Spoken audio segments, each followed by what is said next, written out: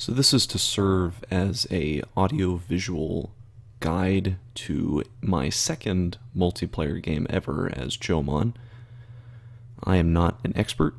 I will make many mistakes. And this is not intended to be a guide, but more of a diary, journal of sorts, partly for my own use.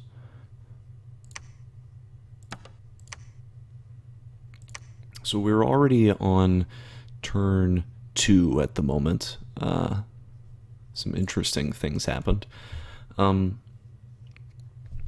So yes, I'm playing as Jomon. This is a what's the experience level of this game? Probably intermediate to beginner-ish. There's at least a couple of beginners, but there's some also really good players in this game too. So it's a little all over the place. Unlike, say, Attica, who I think is a great Dominions 5 tuber that I recommend everyone go watch, this video will have no editing at all, as a contrast to his, which I think has way too much editing. But again, this is not supposed to be a guide, this is just stream of consciousness, what I am thinking as I am playing Jomon, how I'm going to go about winning the game, if I can do that. So starting on turn 2, because turn 1 nothing happened. I'll go over what happened on turn 1. But I think the first thing is to just start with the map. And anyone who knows anything about Jomon will know that I think I got probably the best starting location I could possibly get on this map. Having a throne that's just coated in vinemen and the Great Mother, that doesn't sound very difficult to take down. So that's nice having that be there. Looking over the thrones, all of them are level 2 thrones. It's probably the Throne of Earth, maybe? Which would be nice for my mages. Jomon is a very mage-intensive nation. These guys are not very useful. They're good. Good paths, for sure. Just not super-duper useful to me, because I already have a mage that basically does, has these cross paths already. But that's fine. There's a throne over here, a throne over here, a throne down here. Looks pretty good. But apart from the thrones, the best possible thing about this is the water. The water on this map is just a bunch of like isolated ponds, and then these two big ones. And I'm so close to them. I'm just a few provinces away from access here, and this is just one province away. And this is adjacent. I can get down here. I think this is fantastic. Oh, and this is a water province too. I didn't even check that. Wow, this is excellent. Yeah, so yeah, as far as that's concerned, I think my spot is about as lucky as I can possibly have gotten it.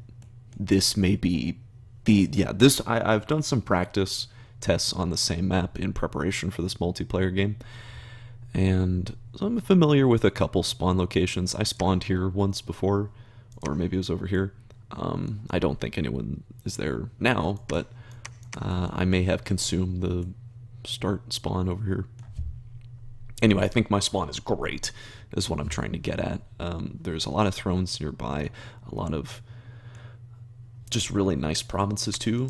This farmland over here will probably be pretty easy to get. This one, of course, in my cap circle, but really it's the water. The water proximity is super nice.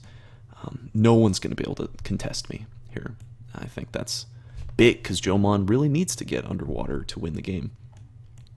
Apart from that, my pretender... Here are all the pretenders and all the people playing in the game. My pretender is a Demi-Lich who has... I'll just back out and show you.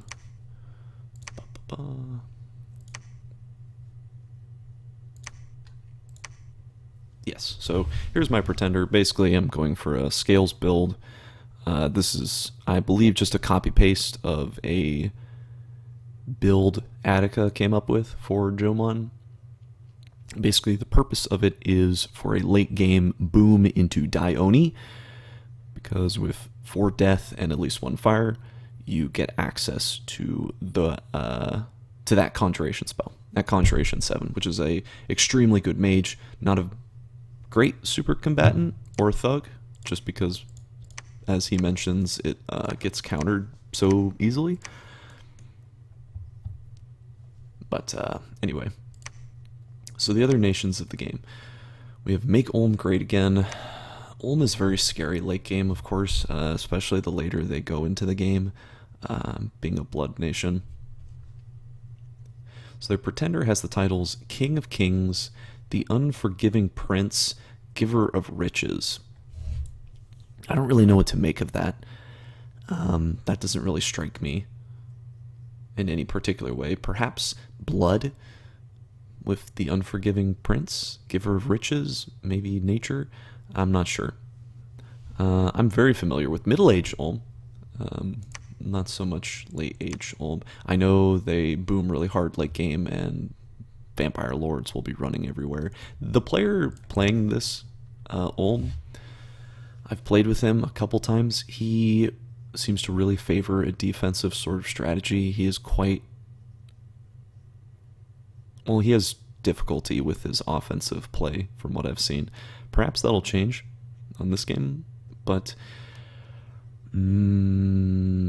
it seems like he picked a nation that supports his strategy, his playstyle, I should say. And Ulm's late age Ulm is just really good. I mean, anyone who has access to blood is really strong. Jomon is, by comparison, a really trash nation. And Master of Disease, Emperor of Terror, the Eternal Judge, Commander of Truth. I think this is pretty obvious that I'm Death and Fire, so if anyone is paying attention, they'll know sort of what my pretender is already, which is a little unfortunate, but whatever. I mean, it's not like Jomon has much going for it, or that much variety in things they could do. I mean, that's not what I mean to say. Jomon has incredible variety of what it can do magically, but I mean, for pretender choices are concerned, they have very few pretenders that they can pick from. Few viable ones, even. Old Blind Man. So I know this person playing Agartha is new. I think this is their first multiplayer game they're playing ever. He who seals the gates of death, the one always at the shoulder, the shadow over all. That sounds like death to me, which makes sense. Agartha late age is about skeletal spam and crossbows, just shredding your nation apart. Their mages are quite good. I've played as this nation before. I like it a lot.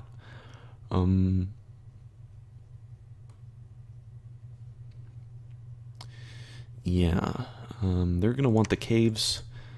I'm not really anywhere. I mean, I'm near-ish to this cave. These two, though, are very far away. I know this is a spawn location. This is a potential spawn. So maybe Agartha's over here somewhere. That's just pure speculation. I have no idea. I haven't talked to any of the players yet. Oops. Pretenders. Hudson, the searing heat of boils. I also believe the Abyssian player is quite good at this game. In late age Abyssia, a simple nation, fire and blood, and death too. They, yeah. A lot of death in this game. A lot of death and blood. Not really sure how to beat them. I don't think I want to fight them. I think they would... yeah, it would just turn into a pretty terrible slog. I mean, they don't have crossbows, which is nice. They can't capitalize on Jomon's terrible early game weakness. That being, they don't have any shields. So, yeah, it's still super early to be considering taking an early war. Like, I don't even know who my neighbors are yet, but anyway. Spoopy playing as Pan. I think this guy's not very good at the game. I didn't look at Abyssia's titles. The Searing Heat of Boils, Patron of Artisans. So that's Earth. Very confident that that is Earth. So I think maybe Earth and Fire, which that unlocks some neat things you can do, but Abyssia already has access to Earth. So I don't Maybe I'm wrong. Maybe Patron of Artisans is not an Earth thing. Huh. What else could it be? Maybe blood? No. Anyway. Pangea, in their weakest iteration, this player is also not very good, as far as I'm aware. Lord of the Eternal Sea, Turner of the Flood, King of the Barge of Heaven. Barge of Heaven.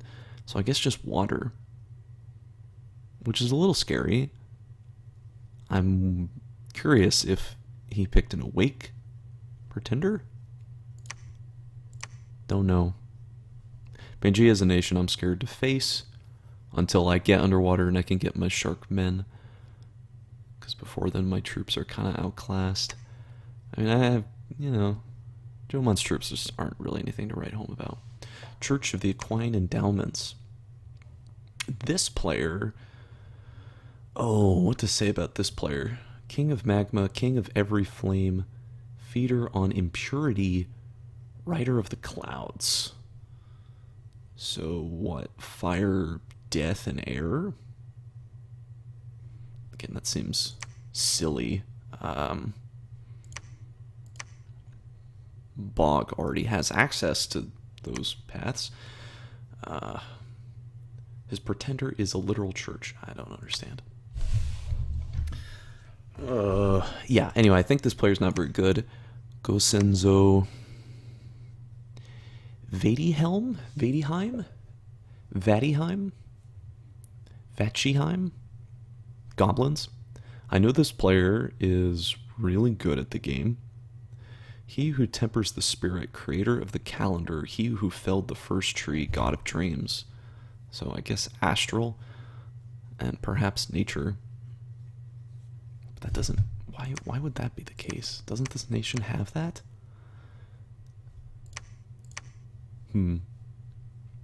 Unsure. This nation just came out. This is a brand new nation that was just released with the most recent patch. I think they're really... they seem strong. Only because their guys are size 1, so you can fit 6 of them and get 6 attacks per square. Which is strong, of course. These units are just crazy in cold. But looking at these nations here, I'm fairly confident the only nation that's going to take cold scales is the goblins. Or are the goblins. Nobody else is going to take cold. Actually, no, these guys are going to take cold. Yeah, Bog's going to take cold. Pan... Gartha... Ulm. Yeah. Okay. Fire, I feel like, is just sort of a easier default. Now, okay, the reason I'm saying that is if I were in the shoes of those players, I would consider fire very heavily, exclusively to target this guy, because this unit is just so good.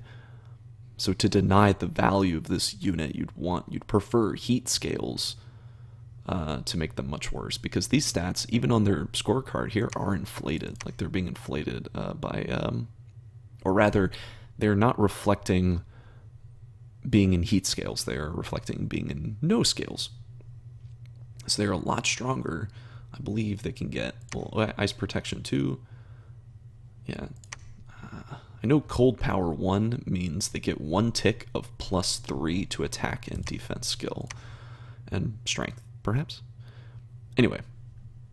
I mean, those stats are crazy, obviously, in cold. Yeah, this nation's just really good. And they've got sneaky units too. Sneaky boys. And they're by far the best player in this game, undoubtedly.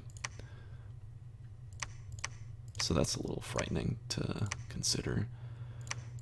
Anyway, so as to the game presently, turn 1 was very uneventful. I prophetized my starting commander just because I feel like Jomon's initial army is super weak, super trash. It's extremely difficult for them to expand anywhere.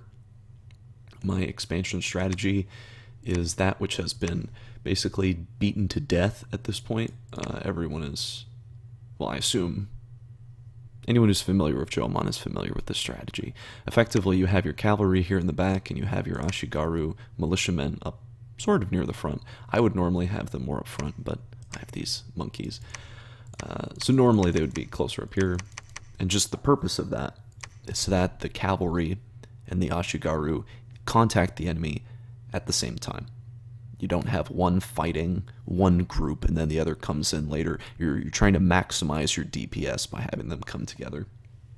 I forget who came up with this strategy, but you can just search for like Jomon expansion on YouTube and you'll find it.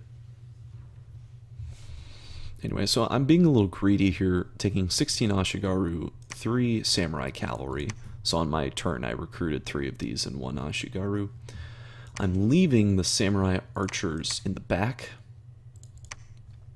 because I am producing another general, and I want to give the general the 3 cavalry I'm producing right now.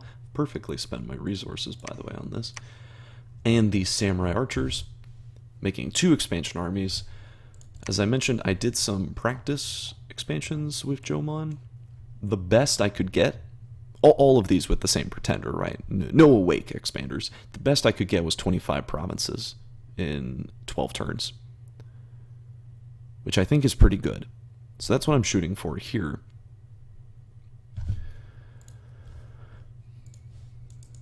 But looking at the surrounding provinces, I feel like it's going to be tough. Like here's crossbowmen. That's scary. Crossbowmen are sort of the bane of this nation, right? Because we don't have shields. They'll just rend me apart. And crossbowmen are in the middle here, which I think means they're the second most populous. So there's probably like 30 light infantry and maybe like 10 crossbowmen. That seems scary. I don't want to deal with that. This province, mainly archers. That is not that. That seems like a definite defeat with a more relaxed army like this without using the slightly better samurai archers who've got more protection, better stats, they hit harder, just better in every way. Yeah, even got more morale. Excuse me. And the horses are very exposed, like even with 17 protection, they have no shields, they can get picked off. They just don't have a fun time dealing with archers. So that leaves this province, which is 40 enemy units. That feels a little scary to me. It is mostly militia, followed by light infantry.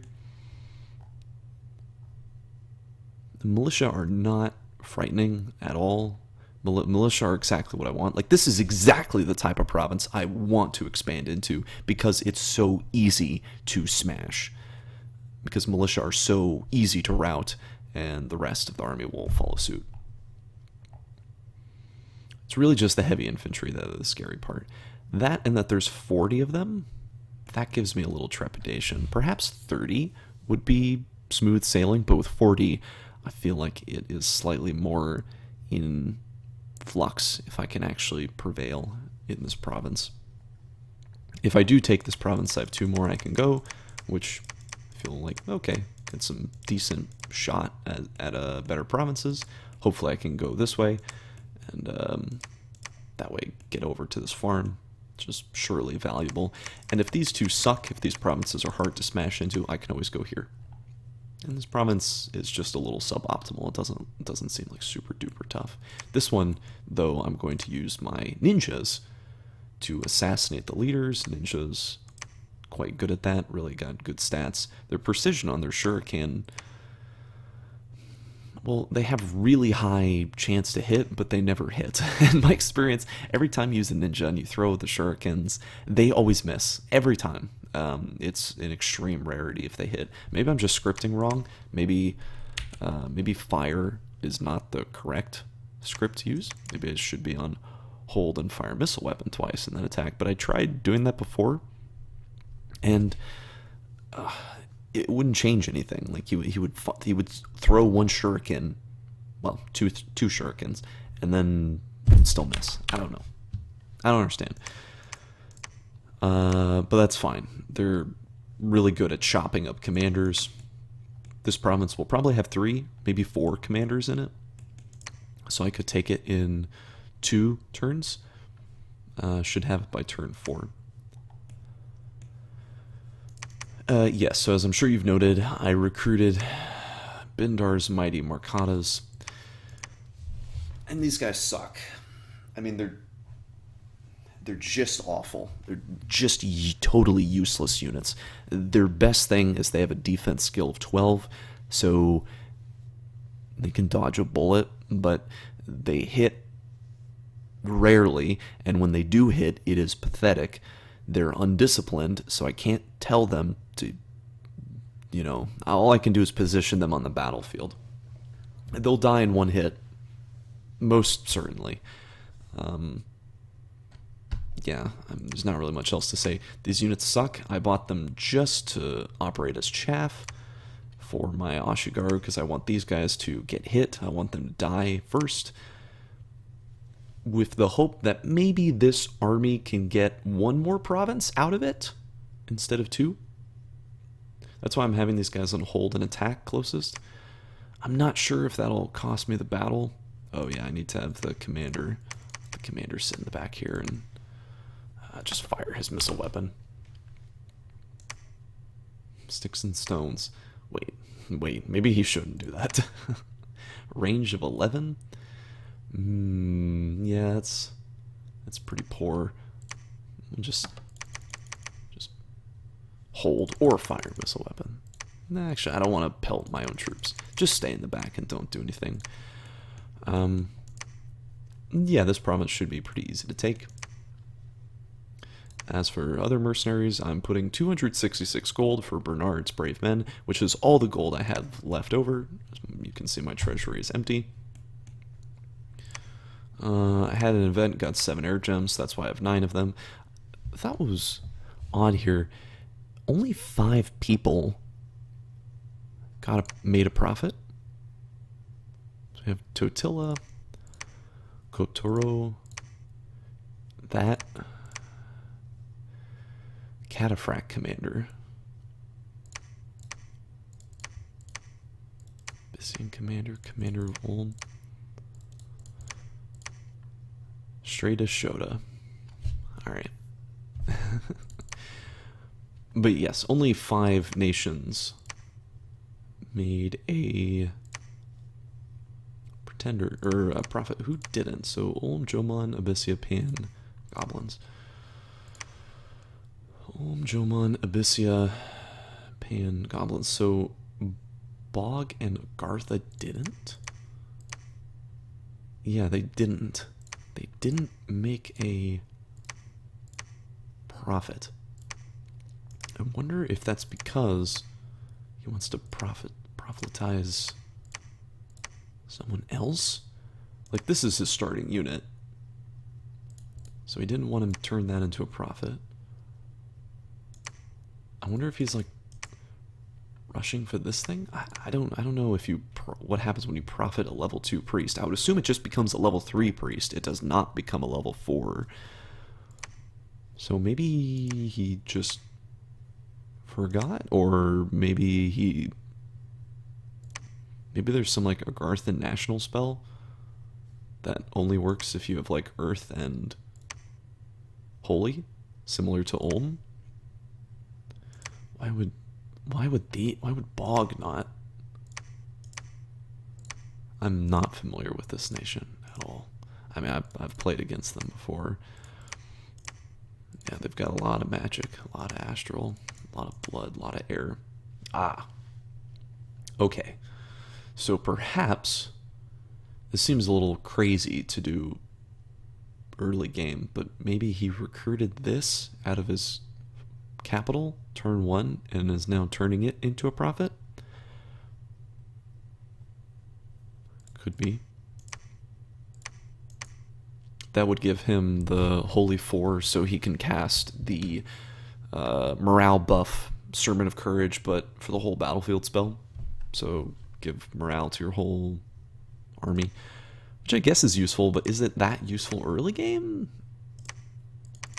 Nah, I don't feel like it is. These units seem pretty okay. I mean, they've got shields, that's good enough in the crossbow age. So yes, for production, producing another ninja, another general, cavalry. Yeah, I think this is basically all sorted out. As for my research goals for this turn, or for the future, kind of depends on my luck scales. I do have luck 3, so I'm going to get some randomness thrown in there. I could go for Conjuration 1 and get the Kappa, because I'm so close to water. Getting Kappas out as soon as possible could be key, but I don't have any water gems presently. Could go for Construction, get Construction 2, get Shambler Skin Armor, or Amulet of Breathing. Walk down here. This province does not look difficult to take. And Kappas are quite strong, quite durable. They have their knockout punch ability. So yeah, just something to think about for the future is what my research should be. Definitely I want to get to Conjuration 3 pretty soon, because I want to contact these cats. Baki and Neko. They are Death 1 or Fire 1 randoms. So if I could get Death 1, if I can start getting some Death 1 mages, I'm going to start site searching, get those Death gems early, so I can have them for the Oni Horde that I'll get out later. After that, probably Conjuration 5. It's always useful. Summoning these Kuro Onis. They're strong. I mean, they're not that strong, but they're okay. One of these, I think it's the... Yeah, the Mujina. They are a super assassin. I'm a big fan of assassins, so... Nushi could be useful, but they are annoying that they can't leave their home. Maybe it's okay, though, because I'm right next to the water, that I can get out the, some of those, like, super water generals. I know there's a pretty intense water spell. Let's see. Oh, this guy? Yeah. This dude. Kaijin. And the Nushi is a level 3 water mage, so I could immediately cast this, but I'm burning a huge amount of water gems to pull that off. So outside of Conjuration, which is my big goal, getting to Conjuration 8 to summon the Dione. And also, I'll be able to summon the King of Banefires, because I'll be able to, on my Demi-Lich, give him some fire boosters. And also, King of Elemental Fire? Yeah, I think I could get a F3 guy. Let me check. Yes, I can. So it's not like common, of course. It's quite rare. But it is possible I could get a F3 mage from my Master Shugenjas. Or the Onmyojis. Lots to think about. Further goals in Magic. Construction's always useful. Getting higher construction so I can thug out the units is nice. I think there's a pretty powerful spell in Evocation. You may laugh now. I think there's a pretty powerful spell in Evocation that I wanted. Yes. Wait, no. Where is it? I know it's here. Is it Banefire? No. It's not quite Wailing Winds, although I could do this with my Dione. Could turn them into that. It's not Blast of Unlife. Where is it? Maybe it's under Thaumaturgy?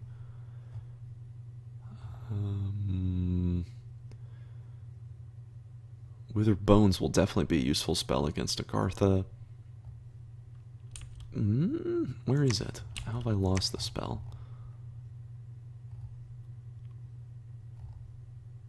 Here it is. Yes. Alteration 6. Soul Vortex. This is a crucial spell for the Dai Oni. Definitely very important. If not the Dai Oni, then perhaps the Oni General, the Death 2 guy, could give him Death Staff. But that seems kind of dicey. Now I'm throwing a dude in to die wearing important stuff. There are some other summons in Conjuration that are important, not just the Oni General. I'm just looking for them. The Tatsu I think sucks. I think this unit's trash. Kenzoku, Noble Warrior Kami. Yes, this unit's very strong, and it's quite cheap. 9 Astral Pearls. Well, cheap by comparison, I suppose. It's good. It should work. Yama no Kami, Mountain God and Protector of the Wild. I feel like these aren't that great. Maybe they are. I need to double check. This Ghost General is good. Yes, this guy's quite strong. I can get him pretty early. Conjuration 4 only costs 10 death gems. This will probably be my early primary thug. Being so cheap, I can kit him out pretty effectively. He is ethereal. He has a Bane Blade already, so that's strong. Anyway, I believe I've just started rambling at this point. Otherwise, no diplomacy has happened yet on my end. I'll probably reach out to the other players sooner rather than later, trying to figure out where they are, because that is key to winning Dominions 5 is diplomacy. It's trying to deceive your opposition, and there's already a nation that I know I will fail to do that against. But that's okay. Maybe I won't border him, so it'll be all right. Anyway, that's the end of part 1.